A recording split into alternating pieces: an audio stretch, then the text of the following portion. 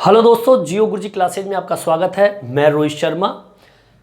आज ये हमारी क्लास है इकोनॉमिक्स जीके के ऊपर और आज हमारा टॉपिक है द्वितीय पंचवर्षीय योजना। जैसे कि हम पिछले वीडियो में प्रथम पंचवर्षीय योजना के बारे में पढ़ा था, उसके प्रमुख उद्देश्य, उस योजना के और उसके प्रमुख कार्य कौन कौन से थे, उसको हमने पिछले वीडियो में पढ़ा था। आज हम वही चीज़ दोहराएंगे। द्वितीय पंचवर्षीय योजनाएं बदल गई और उसके जो उद्देश्य है और उसके जो कार्य है वो आज हम इस टॉपिक में आपको समझाएंगे। ठीक है, तो टॉपिक अपन डालते हैं द्वितीय पंचवर्षीय योजना। देखिए, सबसे पहले तो ये कि ये पंचवर्षीय योजना कब लागू की गई थी। ये लागू की गई थी 1956 से लेकर 1956 से 1961। ये समय आपका द्वितीय पंचवर्षीय योजना का था। ठीक है, अब देखिए ये जो योजना था, इस योजना की प्रमुख तो उद्देश्य, पहले तो ये क्यों योजना आई और इसके प्रमुख कार्य, मतलब इस योजना के अंतर्गत कौन कौन से कार्य हुए।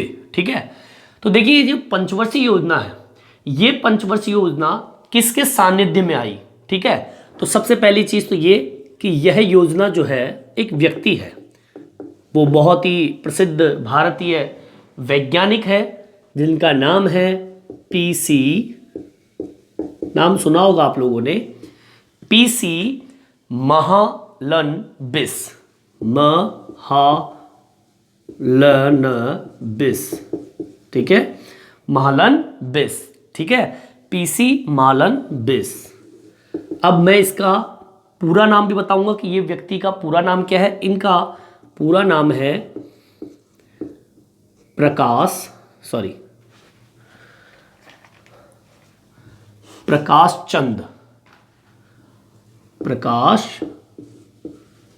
चंद महालनबिस।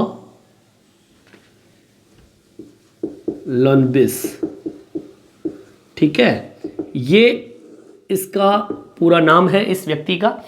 और ये जो योजना है, यह योजना पीसी महालनबिस मॉडल पर आधारित है, मॉडल पर आधारित है। ठीक है, पहली चीज तो ये आपको मैं बता दूं, जो ये पीसी महालनबिस है, ये भारत के प्रसिद्ध वैज्ञानिक है। ठीक है, दूसरा ये संख्याविद भी है। ठीक है, मतलब संख्यात्मक ज्ञान इनको है और एक ये प्रसिद्ध वैज्ञानिक भी है। आंकड़ों के अनुसार संख्याविद है, इसलिए आंकड़ों के अनुसार इस योजना का जो मसौदा दिया था इन व्यक्ति ने दिया था, जिन्होंने द्वितीय पंचवर्षीय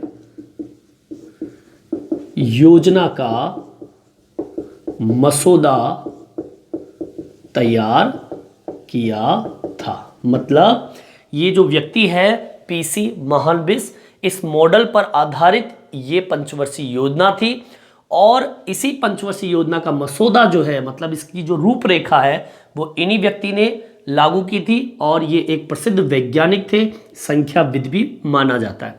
ठीक है, आगे देखते हैं। अब दूसरी चीज, इस योजना का मुख्य उद्देश्य क्या है।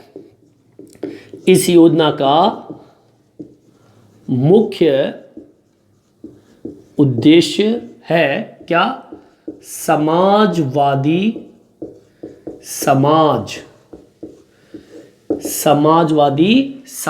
स्थापित करना, या समाजवादी समाज की स्थापना करना। ठीक है, ये पंचवर्षीय योजना आई इसलिए थी कि समाजवादी समाज स्थापित कर सके। अब आप पूछोगे कि समाजवादी समाज किसे कहते हैं। देखिए, समाजवादी समाज होता है जहां आर्थिक हो, सामाजिक हो और राजनैतिक हो, क्षेत्र में आम नागरिक की भूमिका हो। ठीक है, मतलब समाजवादी समाज वो समाज होता है जिसके अंतर्गत वो व्यक्ति मतलब आम लोगों से समाज बने। इस योजना का उद्देश्य ये था कि आपका जो समाज का निर्माण हो वो आम व्यक्तियों के द्वारा हो, जिसकी पहुंच आर्थिक क्षेत्र में, सामाजिक क्षेत्र में और राजनीतिक क्षेत्र के अंदर उपस्थित हो। निजी क्षेत्र जो होता है, निजी क्षेत्र की भूमिका नहीं हो। ठीक है ना, मतलब किसी प्राइवेट या किसी निजी व्यक्ति का उसमें कोई हस्तक्षेप ना हो।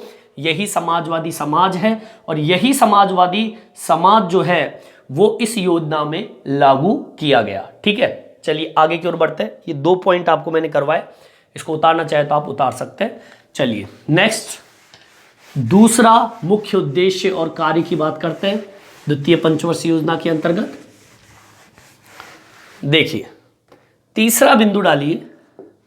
देखिए इस योजना में देश के जीवन स्तर को ऊंचा उठाने के लिए 5 वर्षों के अंदर राष्ट्रीय आय के अंदर 25% की वृद्धि करने का लक्ष्य इस पंचवर्षीय योजना में लागू किया गया। ठीक है, तो इसको भी आप मेंशन कर सकते हैं अपने नोट्स में। लिखेंगे क्या, इस योजना के अंतर्गत जीवन स्तर को ऊंचा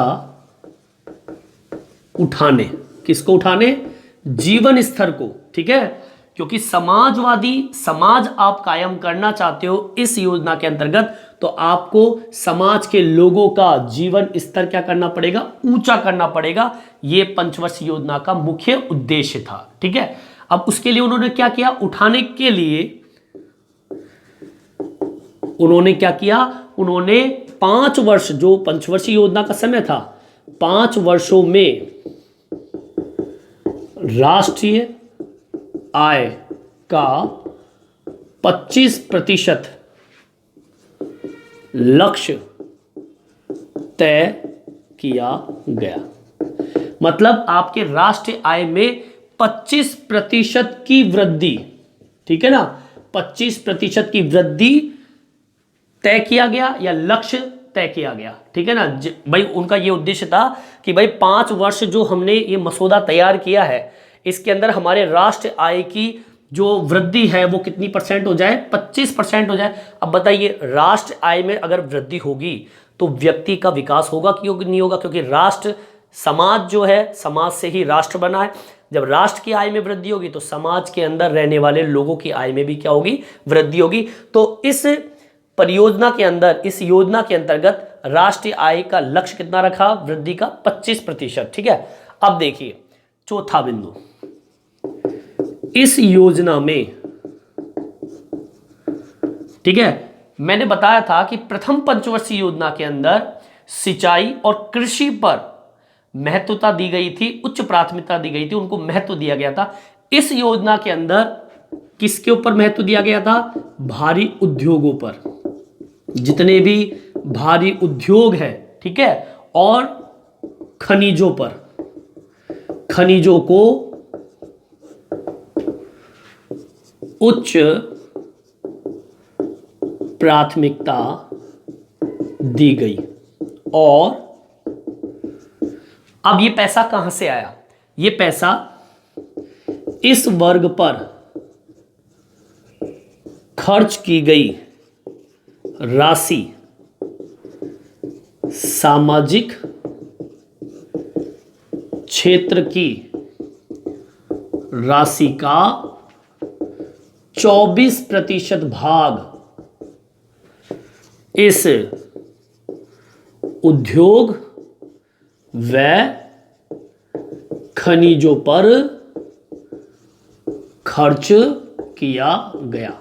कहने का मतलब यह है कि इस योजना का मुख्य उद्देश्य यह भी था कि इसमें जो प्राथमिकता दी गई थी वो किसको दी गई थी? एक तो भारी उद्योगों को, साथ में जितने भी खनिज थे उन खनिज उद्योगों को इसमें महत्वता दी गई थी, उच्च प्राथमिकता दी गई थी। इनके विकास के लिए इसके अंदर जो पूंजी व्यय की गई थी वो पूंजी किसकी थी? सामाजिक क्षेत्र की। मतलब जो पैसा सामाजिक क्षेत्र में खर्च होना था उस सामाजिक क्षेत्र की राशि का 24% भाग जो है वो इन दो उद्योगों के ऊपर अधिक से अधिक खर्च किया गया। ठीक है, ये इसका उद्देश्य था इस परियोजना का, इस योजना का, और ये इसका कार्य भी था। ठीक है, चलिए अगला पॉइंट आपका 5वां बिंदु आता है। आप उतारना चाहे तो आप उतार सकते हैं। नेक्स्ट 5वां बिंदु डालते हैं। देखिए, और हम देखते हैं कि इस द्वितीय पंचवर्षीय योजना के अंदर और क्या क्या कार्य हुए। आज आप पढ़ते हो इन चीजों को, वो सब आएंगे इसके अंदर। देखिए दूसरी प्राथमिकता, पहली प्राथमिकता तो भारी उद्योग और खनिज थे। अब देखिए दूसरी प्राथमिकता मतलब सेकंड प्रायोरिटी जो दिया गया था वो यातायात व संचार को। ठीक है, मतलब दूसरी प्राथमिकता यातायात संचार को दी गई। ठीक है, इस पे भी राशि खर्च किया गई। अब वो राशि खर्च कितना % था? जिस पर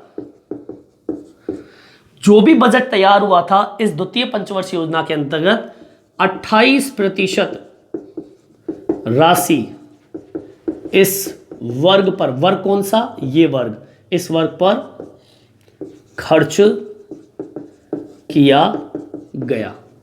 ठीक है, छठे नंबर पे आता है। अब देखिए ये इंपॉर्टेंट है। देखिए इस योजना के अंतर्गत कई ऐसे उद्योग पनपे थे जिनका नाम मैं बताऊंगा आपको, जो आप आज पढ़ते हो और आपको आज ये पता चलेगा कि ये उद्योग उस समय बने थे। कब बने थे? 1956 और 1961 के बीच में। देखिए इस योजना के अंतर्गत बड़े उद्योग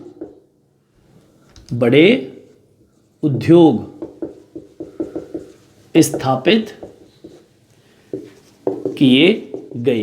अब देखिए वो उद्योग कौन कौन से हैं, जैसे कि नाम सुना होगा आप लोगों ने, दुर्गापुर नाम सुना है, ये किताबों में कई बार आता है और आप लोग पढ़ते भी हो। भिलाई का नाम सुना होगा आप लोगों ने, भिलाई इस्पात संयंत्र, दुर्गा इस्पात संयंत्र, राउरकेला, ये सब खनिजी क्षेत्र है जहाँ पे भारी उद्योग स्थापित किए गए थे। ये सब इस्पात उद्योग माने जाते हैं। ठीक है, इस्पात उद्योग। ठीक है, दुर्गा, भिलाई, राउरकेला। ठीक है, ये एग्जाम में पूछे जाते हैं। दुर्गा, भिलाई, राउरकेला के इस्पात उद्योग इस योजना में स्थापित किए गए। ठीक है, तो ये आज मैंने आपको मुख्य जो महत्वपूर्ण और इनसे बाहर क्वेश्चन नहीं जाएगा, ये आपके 6 बिंदु जो है, ये 6 टॉपिक जो है उस 6 बिंदुओं के अंदर ही आपका ये द्वितीय पंचवर्षीय योजना सिमट जाती है।